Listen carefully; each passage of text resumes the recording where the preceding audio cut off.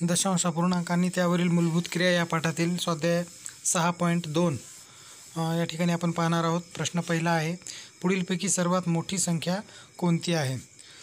मित्रांनो, या ठिकाणी आपण मोठी संख्या ठरवत असताना दशांश चिन्हाच्या डावीकडील अंक अगोदर पाहायला हवेत. या ठिकाणी दशांश चिन्हाच्या डावीकडे चारही पर्यायामध्ये 0 हा अंक आपल्याला दिसत असेल. त्यामुळे आपण दशांश चिन्हाच्या डावीकडील संख्यावरून लहान किंवा मोठी संख्या ठरवू शकणार नाही.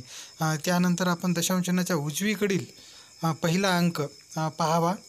या ठिकाणी चारही संख्यामधील पहिल्या ए पर्यायामधील पहिला अंक 0 आहे, दुसऱ्या बी 0 आहे, सी मध्ये पण 0 आहे, पण डी मध्ये दशांश चिन्हाच्या उजवीकडील पहिला अंक हा 3 आहे. म्हणजे पहिला अंक दशांश चिन्हाच्या नंतरचा उजवीकडील जो मोठा असेल ती संख्या सर्वात मोठी असते. आपल्याला या ठिकाणी हे लक्षात ठेवावं लागेल. म्हणून या ठिकाणी 0.3 ही या चारही संख्यामधून सर्वात मोठी संख्या आहे. पर्याय क्रमांक डी. प्रश्न दुसरा आहे, पुढीलपैकी कोणत्या संख्या ह्या उतरत्या क्रमाने आहेत? आपल्याला माहीतच आहे मित्रांनो की उतरत्या क्रमाने जर संख्या लिहायच्या असतील तर सर्वात मोठी संख्या आपल्याला अगोदर लिहावी लागते आणि मग हळूहळू आपण संख्या लहान लहान पुढे लिहित जात असतो.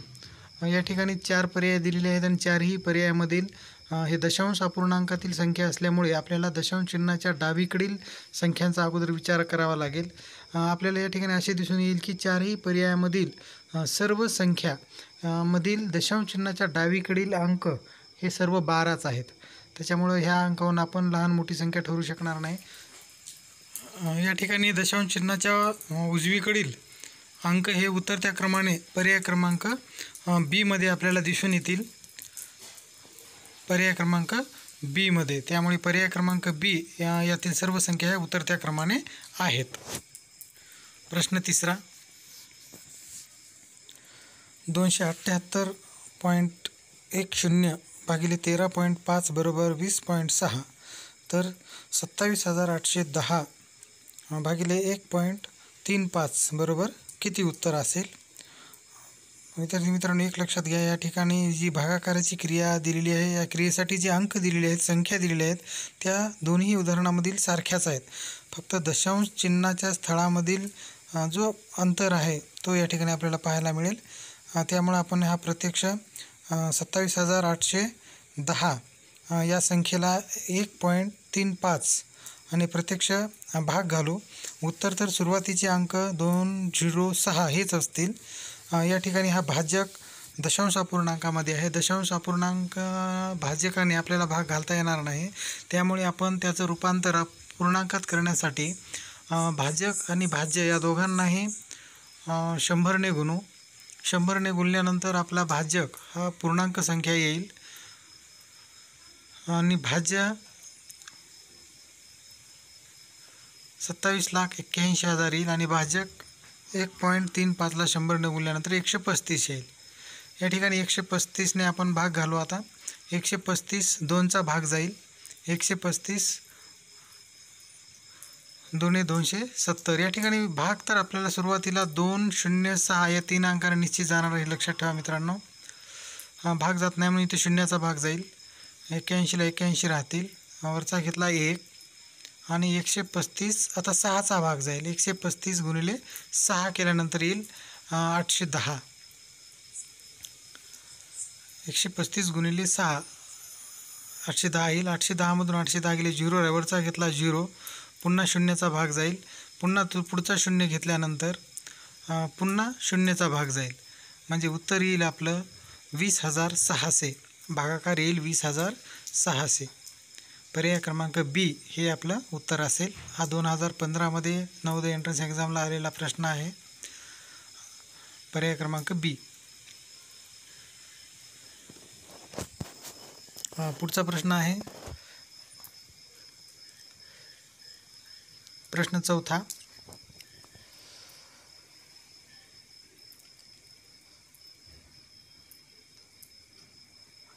पाच पैसे रुपयामध्ये लिहितात. हा सुद्धा नवोदय एंट्रन्स एक्झामला आलेला प्रश्न आहे. पहा मित्रांनो, या ठिकाणी आपल्याला 5 पैसे हे रुपयामध्ये लिहायचे आहेत. पैसे लिहित असताना आपण दशांश चिन्हाच्या उजवीकडील अंक येतील सर्व. आपण 100 पैसे जर लिहायचं असेल तर दशांश चिन्हाच्या उजवीकडे 3 अंक येतील. 1 0 0 का 3 अंक हे दशांश चिन्हाच्या उजवीकडील असतील तीनही अंक. 100 पैसे लिहायचे असतील तर पैसे पूर्ण दशांश चिन्हाच्या उजवीकडेच येतील. आता 3 अंक असले 50 पैसे जर आपल्याला लिहायचं असेल तर दशांश चिन्हाच्या उजवीकडे 2 अंक येतील.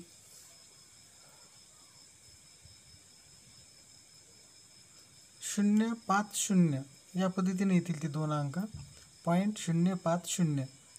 10 पैसे लिहायचे असतील तर 0.0110 या पद्धतीने येतील. 0.0110. त्याच नियमानुसार जर आपल्याला 5 पैसे लिहायचे असतील तर दशांश चिन्हाच्या उजवीकडे 0.005 म्हणजे 5 पैसे आपल्याला या पद्धतीनं लिहावे लागतील. पर्याय क्रमांक ए येणार नाही, बी तर येणारच नाही, कारण त्याच्यामध्ये दशांश चिन्हाच्या उजवीकडे 2च अंक दिलेले आहेत. म्हणजे 5च्या नंतर जर 0 घेता येतो आपल्याला, म्हणजे ते 50 पैसे होतील. पर्याय क्रमांक बीचा अर्थ 50 पैसे होईल. पर्याय क्रमांक सीचा अर्थ तर 500 पैसे होऊ शकतो. पर्याय क्रमांक डी हे उत्तर योग्य असेल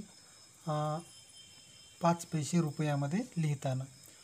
0.005 म्हणजे दशांश चिन्हाच्या उजवीकडे 3 अंक असतील.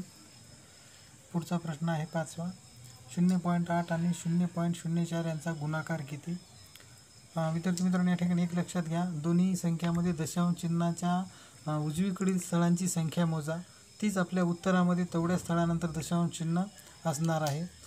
1 आणि हे 2 म्हणजे दशांश चिन्हाच्या नंतर 3 अंक असणार आहेत.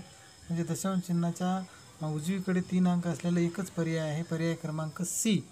या पद्धतीने आपल्याला असे उत्तरं आपल्याला शोधावे लागत असतात.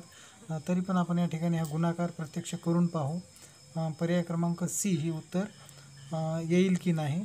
100% तर यायलाच हवं, कारण गुणाकार करत असताना आपण संख्यामधील दशांश चिन्हाच्या नंतरची स्थळं मोजून ते उत्तरामध्ये उजवीकडून तेवढे अंक सोडून ते दशांश चिन्ह देत असतो. या पद्धतीने जर विचार केला तर पर्याय क्रमांक सी हे उत्तर यायलाच पाहिजे. या ठिकाणी प्रत्यक्ष जर आपण गुणाकार केला, पहा या ठिकाणी दशांश चिन्हाच्या नंतरच्या संख्या येतात 3, म्हणजे 1 2 3 जर सोडल्या तर 0.032 हाच गुणाकार या ठिकाणी आलेला आहे. म्हणजे पर्याय क्रमांक सी हे उत्तर आपले बरोबर आहे. समोरचा प्रश्न आहे 6वा. 2 संख्यांचा गुणाकार 3.92 आहे, त्यापैकी एक संख्या दुसरीच्या दुप्पट आहे, तर मोठी संख्या कोणती असेल? या ठिकाणी दुप्पट असणारी जी संख्या आहे ती मोठी असणार आहे आणि ती संख्या या पर्यायामध्ये दिलेली आहे. मित्रांनो, प्रश्न नीट समजून घेणं हे खूप आवश्यक आहे. एक संख्या ही दुसरीच्या दुप्पट आहे, म्हणजे दुप्पट असणारी संख्या ही मोठी असणार आहे, म्हणजे पर्यायामधील उत्तर ही ती मोठी असणारी संख्या म्हणजे दुप्पट असणारी संख्या आहे. आपण पर्यायाचा आधार घेऊन आपण उत्तर या ठिकाणी शोधणार आहोत. म्हणजे पहिला जर पर्याय घेतला 5.6 ही जर दुप्पट असणारी संख्या असेल तर त्याच्या निमपट असणारी दुसरी संख्या येईल या ठिकाणी. म्हणजे त्या संख्येला जर 2ने भागलं तर दुसरी निमपट असणारी संख्या येईल 2.8. म्हणजे या ठिकाणी ह्या ज्या 2 संख्या आहेत 5.6 आणि 2.8 या 2 संख्यांचा गुणाकार या ठिकाणी 3.92 यायला हवा. म्हणजे 5.6 हे जर आपण उत्तर गृहीत धरलं तर त्याच्या निमपट संख्या येते 2.8. या ठिकाणी या 2 आलेल्या संख्याचा जर गुणाकार केला, येणारं उत्तर आपल्याला 3.92 पाहिजे. पण उत्तर या ठिकाणी गुणाकार काय येतो ते आपण पाहू. गुणाकार आलेला आहे 15.68. म्हणजे दुप्पट असणारी जी मोठी संख्या आहे ती 5.6 येणार नाही. आपण दुसरा पर्याय पाहू 4.2. ही दुप्पट असणारी मोठी संख्या आहे. हिच्या निमपट संख्या आपण 2ने भागून काढू. या संख्येला 2ने भागल्यानंतर आपल्याला दुसरी संख्या मिळेल, म्हणजे लहान संख्या, जी की ह्या येणाऱ्या लहान संख्येपेक्षा ही 4.2 ही दुप्पट असणारी असेल. म्हणजे आलेली ही 2.1 ही लहान संख्या आहे. या 2.1ला जर 2ने गुणलं म्हणजे ह्याची जर दुप्पट केली तर 4.2 येते. या ठिकाणी या 2 संख्यांचा गुणाकार आलेला आलेल्या दोन संख्याचा जर गुणाकार केला तर येणारं उत्तरसुद्धा आपल्याला बरोबर मिळालेलं नाही. म्हणजे आपल्याला उत्तर अपेक्षित आहे 3.92, पण या ठिकाणी यांचा गुणाकार 8.82 आलेला आहे. तिसरा पर्याय या ठिकाणी आपण चेक करू. 1.4 ह्या संख्येच्या जर निमपट संख्या घेतली तर ती येईल 0.7 येईल. आणि दुसरी मोठी दुप्पट असणारी संख्या ही पर्याय क्रमांक सी मधील 1.4. या दोन संख्याचा जर गुणाकार केला तर गुणाकार किती येतो तो पाहू आपण. 2 स्थळानंतर दशांश चिन्ह आहे, म्हणजे 0.98 या ठिकाणी आलेलं आहे. म्हणजे उत्तर हे सुद्धा येणार नाही. याचाच अर्थ असा की पहिले 3 पर्याय उत्तर नाही, म्हणजे चौथा पर्याय हे निश्चित उत्तर आहे. म्हणजे वेळ न घालता आपण जर तो पर्याय निवडला तरी आपलं उत्तर चुकणार नाही. तरी पण या ठिकाणी मी तुम्हाला हे करून दाखवणार आहे. जर 2.8 ही दुप्पट असणारी संख्या असेल तर तिच्या निमपट असणारी संख्या असेल 1.4. म्हणजे या ठिकाणी 2.8 गुणिले 1.4 यांचा गुणाकार 3.92 यायलाच हवा. कारण पहिल्या 3 पर्यायामध्ये तो गुणाकार बरोबर आला नव्हता. या ठिकाणी 2 स्थळांतर दशांश चिन्ह जर दिलं तर 3.92 हा गुणाकार या ठिकाणी बरोबर आलेला आहे. म्हणजे ती दुप्पट असणारी दुसरी संख्या जी आहे मोठी ती आहे 2.8. पर्याय क्रमांक डी हे उत्तर या ठिकाणी योग्य आहे. 2.8 मोठी संख्या हा सुद्धा नवोदय एंट्रन्सला आलेला प्रश्न आहे. अशा पद्धतीने काही वेळेस आपल्याला पर्यायाचा आधार घेऊनही उत्तर शोधावं लागते विद्यार्थी मित्रांनो. पुढचा प्रश्न आहे. 2 संख्यांचा गुणाकार आहे 14.837. त्यापैकी एक संख्या 4.01 असेल तर दुसरी दशमांश संख्या कोणती असेल. या ठिकाणी प्रश्न हा 2010 नवोदय एंट्रन्स एक्झामला आलेला आहे. प्रश्न सरळ आहे. 2 संख्यांचा गुणाकार दिला आहे, त्यापैकी एक संख्या 4.01 दिलेली आहे आणि दुसरी संख्या ही उत्तरामध्ये आहे. म्हणजे आपण दिलेली संख्या आणि पर्यायामधली एक संख्या घेऊन त्यांचा गुणाकार करून या ठिकाणी आपण पाहू शकतो. आपण पर्याय क्रमांक ए ही संख्या दुसरी घेऊन पाहू.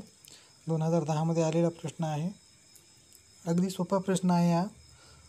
जर आपण पहिली संख्या आहे 4.01, आपण जर दुसरी संख्या पर्याय ए मधली पकडली 3.7 आणि या 2 संख्यांचा जर गुणाकार केला तर या ठिकाणी उत्तर आपल्याला 3 स्थळानंतर दशांश चिन्ह 2 आणि 3 14.837 म्हणजे प्रश्नामध्ये दिलेला गुणाकार हा करेक्ट या ठिकाणी आलेला आहे. म्हणजे दुसरी संख्या ही 3.7 आहे. पर्याय क्रमांक ए. पुढचा प्रश्न आहे 8वा. जर 12,276 भागिले 1.55 बरोबर 7,920 असेल तर 1,227.6 भागिले 7,920ची किंमत किती येईल. हा सुद्धा नवोदय एंट्रन्स एक्झामला आलेलाच प्रश्न आहे. एक लक्षात घ्या मित्रांनो, या ठिकाणी भाजकाने भाज्याला भागल्यानंतर आलेला भागाकार, जर त्या भागाकाराने जर आपण भाज्याला भागलं तर पहिला जो भाजक आहे तेच उत्तर या ठिकाणी येत असते. फक्त या ठिकाणी दशांश चिन्हांचं जे ठिकाण आहे, स्थळ आहे ते बदललेलं आहे. त्यामुळे येणारं जे उत्तर आहे ते या ठिकाणी बदलू शकतं. या ठिकाणी एवढा मोठा भागाकार तर करू शकणार नाही, पण आपण या ठिकाणी फक्त दशांश चिन्ह कोण्या ठिकाणी येईल हे पाहण्यासाठी आपण या ठिकाणी भागाकार करत आहोत. 1,227ला 7,900 भाग जात नाही, म्हणून या ठिकाणी आपण दशांश चिन्ह वर घेऊन या पूर्ण संख्येला भाग घालत आहोत. 7,900 20 × 7,920 म्हणजे या ठिकाणी दशांश 1 आणि नंतरचे 2 जे असतील भागाकारातील संख्या ह्या 55च असतील. म्हणजे दशांश चिन्ह 155. उत्तर तर 155च असेल. फक्त दशांश चिन्हाचं ठिकाण आपल्याला या ठिकाणी शोधायचं होतं. 1,227ला भाग गेला नाही म्हणून आपण दशांश चिन्ह नंतर असलेला शून्याचा आधी भाग घालून दशांश चिन्ह वर घेतला आणि पूर्ण संख्येला भाग घातला. तर 1ने भाग घातल्यानंतर 0.155 हे उत्तर आपल्याला या ठिकाणी मिळेल. पर्याय क्रमांक सी. या स्वाध्यायामधील विद्यार्थी मित्रांनो सगळ्यात शेवटचा प्रश्न आहे 9वा. हा 2018 नवोदय एंट्रन्स एक्झामला आलेला प्रश्न आहे. खूप सोपा प्रश्न आहे. या ठिकाणी आपल्याला भागाकाराची क्रिया करायची आहे. एवढ्या सोप्या पद्धतीने प्रश्न येऊ शकतात, पण ते आपल्याकडून चुकू नये याच्यासाठी आपण जी सांगितलेली क्रिया आहे ती योग्य पद्धतीनं आपण करायला पाहिजे. या ठिकाणी सरळ सरळ दिलेलं आहे 48.480ला 8नं भागायचं आहे. 8 संग 48 दशांश चिन्ह वर भागाकारात घ्यायचा आता आणि नंतर पुढची संख्या खाली घ्यायची.